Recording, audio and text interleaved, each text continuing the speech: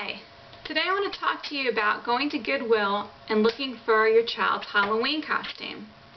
Often this is a place we fail to think about when we're on the search for that perfect costume, but it is a great place to find a good bargain. Let me tell you why.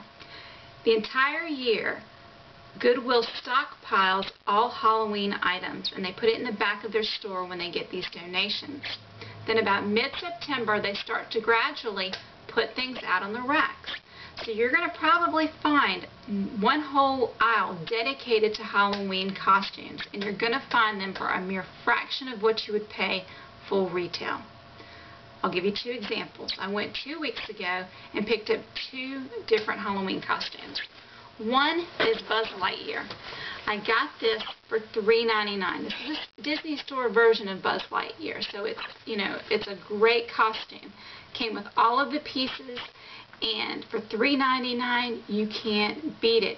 Check what it is online. You're going to find that I saved a ton of money by going to Goodwill. Another example, Disney Princesses. That's really a hot girl costume.